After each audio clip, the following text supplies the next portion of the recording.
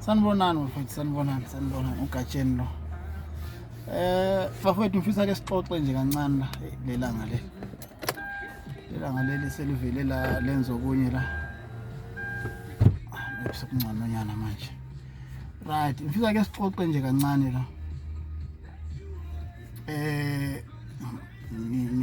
Ngila emsebenzini kodwa sengicabanga nje ukuthi ngoba la mangithi mangibuka izinto bese ngicabanga ukuthi lokho kubalekile kumele ngishare lokho kuzomsiza omunye kusasa. Bazi bengibuka ukuthi empilweni nje mawufuna ukureacha the highest level of life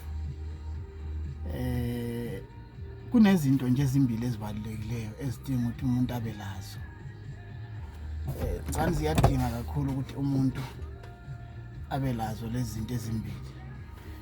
Ngicabanga i-discipline is very important ukuthi umuntu abe nayo, because if you don't have discipline ungakwazi ukusebenza kanzima. Uthi ususebenze kanzima elifini, usulile phezulu ukuthathe nje usuku olulodwa ukuthi konke okusebenzele kanzima kuphelele. Ugcina suyinto engalutho, izitha zakho zihleke, nabakuzondayo nje babraye kube yiyo yonke into. Bengibuka nje ukuthi kuyenzeka umuntu ahamba esikolweni mhlawumbe afika afunda 6 years in whatever career ayifundelayo, mhlawumbe wenza law, computer science, whatever high qualification. Qede leyo minyaka yakho, it's not easy vele uyabusebenze kanzima. Mawusuqedile uthola umsebenzi, qala usebenze kahle, impilo ibe yinhle, uthenga imizi, uthenga imoto, ekhaya kini impilo ishintshe. But if i-discipline ayikho, kuyenzeka kugcine kini sekukhonja ukuthi hey lapha kwababe right kakhulu kuloya muzi, noma wena usukhonja ukuthi hey lo ndoda we right kakhulu elifini. Abanye sebemangala bethi how so senziwe example kwabanye ukuthi hey ligade lingafani naloya muntu.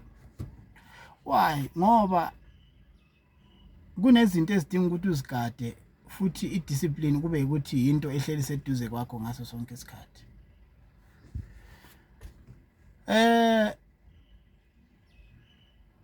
Siyasabona nje esikhathini esadlule kutrend abantu, khona umunye indoda wakwatrenda nje eminyakeni edlule, I think last year if not last year. He was a manager a restaurant. Masizwa nje into ze-social media. He was a manager in a certain restaurant, and then kweza abantu bezomaketha and all those things. Wabathembisa umsebenzi abesifazana njalo. Wabathembisa umsebenzi eceleni ngapha, wayesecela ukuthi yena ucela ukuthi abone ukuthi ngaphansi kwesiketi kunani ebese banikeza umsebenzi. Uthi ngaphansi kwesiketi wayeshuthi wayesefuna ukuchecka ukuthi kuhamba kahle noma before ungena emsebenzini kumele aqale akudokotela kancane, yabo. Right, undoda lwana simthola esetrenda la. Kusho ukuthi ekutrendeni kwakhe wayenqunu engasagqokanga, eshaywa, esenzwana. Abanye bazoyikhumbula le video engikhuluma ngayo, abanye they will remember that video. Usubuka ukuthi mawusulalela ama hearsay athi undoda lwana unonkosikazi nabantwana, unonkosikazi nabantwana, ukuthi wayesefuna ukumdokotela ukuthi kwenze njani uyasisi. Ikushoda kwe-discipline kuye nokunga understand izinga lakhe akulo. So if unganayo i-discipline kulula ukuthi isitha sakho singakuthola noma yinini, uvuke kusasa ungaselutho. Awucabange from management position, ividiyo trend iziyofika kubelungu bakhe, iyefika emzini wakho, umuzi uchitheke, alahlekelwe ngumsebenzi. Kusasa uvuke ngelutho lo muntu, izitha zakhe ziyobraya, zihleke kube mnandi nje ngoba ushode nje nge-discipline. Just a simple principle ukuthi ayi-apply ukuthi I know nginonkosikazi, mina I need to focus, yabo. If I can refer to kune story nje esikhulunywa kakhulu manje, Kate Mahlala mawulalela udaba lakaKate Mahlala uza exposeke nje exposewa igirlfriend eseceleni ebe enonkosikazi nezingane abantu asehlale nabo iminyaka ngeminyaka esidla lomnotho ngendlela wenza ngayo nabo kodwa singakwazi thina yabo ukuthi if he could have stayed with his family even now he could be enjoying his palace, but because of less of discipline today he's where he is ula khona namhlanje because idiscipline yaye yamlahlekela usezithola sekulenkinga leya kuyo. So this applies to everybody. Kuyenzeka uthola ukuthi uyindoda esisebenzile mhlawumbe siphezulu kakhulu ngesimo sempilo, ubusulahla wena ungabi discipline in that small anyana particular time, ulahle i-downfall yakhe ukuthatha usuku olulodwa usebenza iminyaka engaphezulu ka-10 noma 15. Kuyenzeka uthi ma kuyikuthi umuntu ongakwazi ukwehlisa umoya, izitha zakho zikukhandela uV, mazi kukhandela lo V ezikukhandela wona,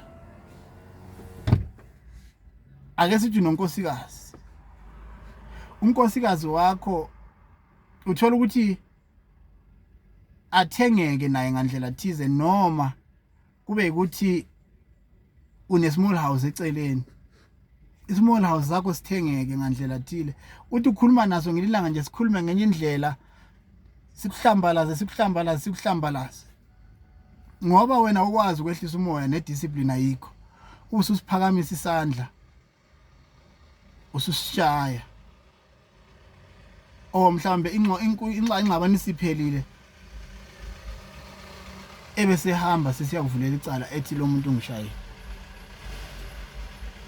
uvula icala le-assault, thathwe wena ufundile iminyaka yakhe ngo-6 noma u-10 noma whatever years, usebenza in high position, akuvulela icala kuthiwe wena ushaya umuntu, uthole criminal record, hamba ulandela icase, ukhokha izimali, uthi uphuma sune criminal record, awusakwazi ukusebenza, you have lost that whole career that you worked hard for just ngokuthi ushode ngediscipline.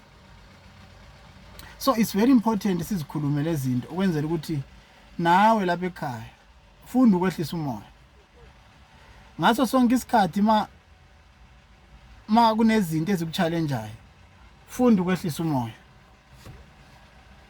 ngoba kungenzeka i-downfall yakho, ngoba isintu siye sithi impethu ingena ngenxeba, sulivula wona inxeba ukuthi impethu ingene empilweni yakhe ikudestroy, yabo. So it's very important ukuthi i-discipline ibe khona. So bafowethu ikhe bengifisa sikushare la masinyane nje nami ngisemsebenzini lapha ngibuyele kubelungu ngiyosebenza, yeah. So it's very important ukuthi umuntu abe ne discipline. For instance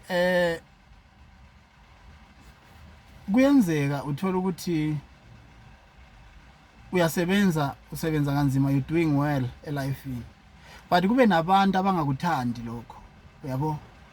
Kodwa khumbula esathi thina imvama ukuthi wena usathana kushaye noma akuyise ushone phansi, udinga ukuthi nawe ucontribute,